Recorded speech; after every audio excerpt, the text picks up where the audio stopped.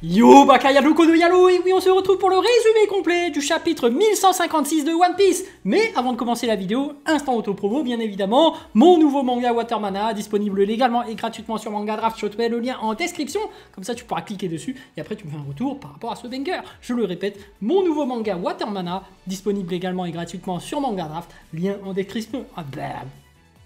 Bref, on va regarder ce chapitre tous ensemble, ce résumé complet, et puis voilà, on va voir si Ryo Sensei avait raison ou il avait tort, dans la mesure où il disait que Garp était... Qu'est-ce qu'il a dit? Qu'est-ce qu'il a dit? C'est une bonne question en fait. Je suis en train de m'enflammer en me disant... En tout cas, ce qui est sûr, c'est qu'il a dit que Garp n'est pas du même niveau que Roger. Il n'a pas le niveau roi des pirates, il est bien en dessous. Il a même dit qu'il était niveau en dessous de Yonko, donc on va voir ça, hein. On va voir ça, attention hein, les amis. Mais c'est parti, let's go. One Piece spoiler 1156. Idole, comme les idoles de K-pop.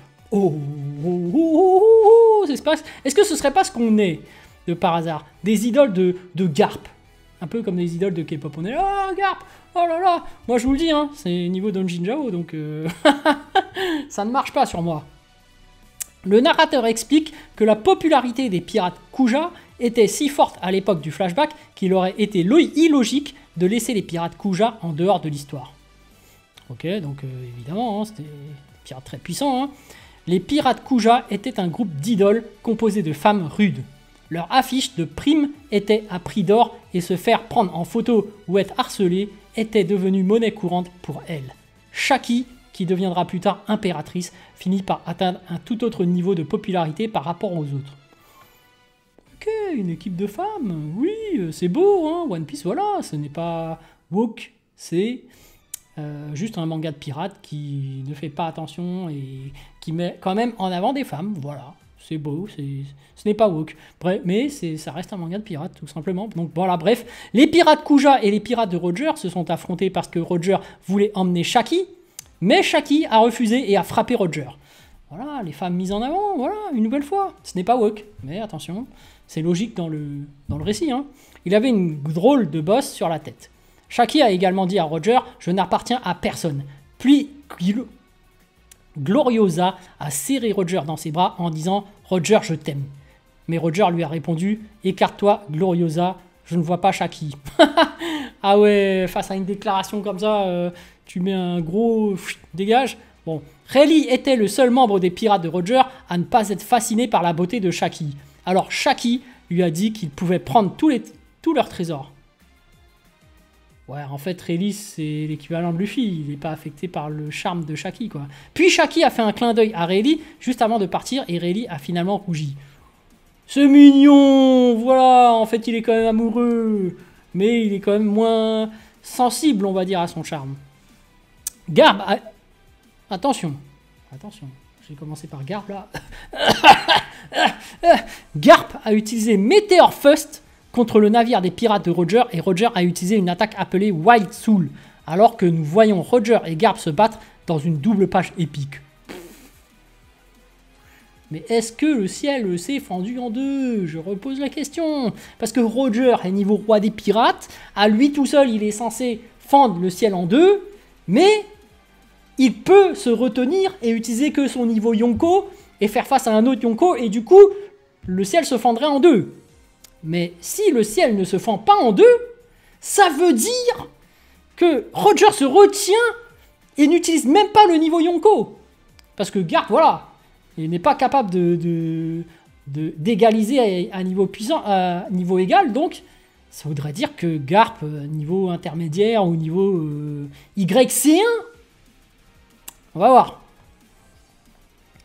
Alors que nous voyons Roger et Garp se battre dans une double page épique, waouh, le narrateur explique que c'était à l'époque du flashback que Roger, Garp, Rox et leurs 100 jeunes s'étaient affrontés pour la première fois. À Elbaf, Ida demanda à Loki de venir vivre avec elle et Ashrudin, mais Loki refusa. Attends, c'est tout pour Garp et Roger? Bon, Ryo Sensei avait raison. Ryo Sensei avait raison. En fait, Garp, il a le niveau intermédiaire ou niveau YC1. Mais en tout cas, il est en dessous du Yonko, là. Le ciel ne s'est pas fendu en deux. Bah, je suis désolé, c'est ça, hein. Ryo Sensei avait raison. Bon, il voulait juste partir en mer avec Rox. Ouais, t'as vu, c'est plus le débat de puissance qui nous intéresse. Après, l'histoire... s'en tape un peu, mais bref. À la ruche, un homme est arrivé sur l'île et a attaqué des pirates au hasard. Il s'agissait de Q, le Yakuza, plus tard connu sous le nom de Hache d'Argent, et rival de Shiki. Il ne faisait pas encore partie des Rocks. Oh, donc Shiki est canon, hein. je dis ça comme ça, je dis rien, hein, mais bon, voilà. Q était un homme imposant, avec un grand tatouage sur la poitrine. Il portait un kimono décoré de haches, des lunettes de soleil et une énorme hache dans le dos. Ah ouais, dis donc, il y a beaucoup de haches dedans. Son design est similaire à celui de Zephyr dans One Piece Film Z. Oh, la canonisation de Zephyr. Peut-être. Le chapitre se termine avec tous les pirates de Rocks dans le crâne de la ruche. Oh, dans une autre double page incroyable, on nous présente les nouveaux membres des pirates de Rocks. Charlotte Lindlin, Streusen, Kaido, John Café, oui, et Barbel, un homme poisson-chat.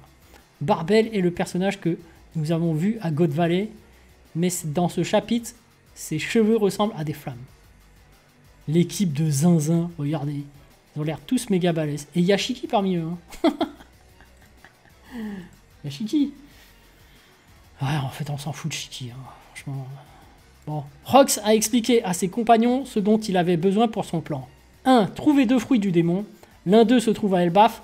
Rox voulait que Harad le mange afin que le fruit puisse atteindre son véritable potentiel. C'est quoi ce fruit? T'imagines Harad, en fait, il a mangé le fruit du caoutchouc. Du coup, c'est lui qui peut allonger ses membres alors qu'il est géant. Oh, c'est stylé. Après, ça fait un dieu soleil bizarre. Mais bon, bref. 2. Trouver le groupe de géants Galera. Ah, Galela. Galera. Rox qui dit « Écoutez, Elbaf est crucial pour conquérir la Terre Sainte. Vous ne me croyez pas? Eh bien, fichez le camp maintenant. C'est à vous de décider si vous voulez me suivre le jour venu. Mais si vous vous êtes décidé, alors suivez-moi. Je vais vous montrer ce qu'il y a au sommet du monde. » Quel homme ce Rox! Il a dit ça, en gros, si vous êtes assez puissant pour me suivre, suivez-moi, mais si vous n'êtes pas assez puissant, vous dégagez. C'est pour ça qu'il y a des mecs hyper puissants. Franchement, il a un niveau incroyable, ce Rox d'Izebek. Ce Goldie Roger. Par contre, ce Garp... J'ai envie de dire, le ciel ne s'est pas fendu en deux. Voilà, c'est tout. Allez les amis, Garp a désormais le niveau YC1. C'est moi qui décide, c'est moi qui valide les niveaux de puissance. Sur ce, je vous dis donc à plus dans le bus, ou plutôt à plus tard dans le car, ou plutôt à bientôt dans le bateau.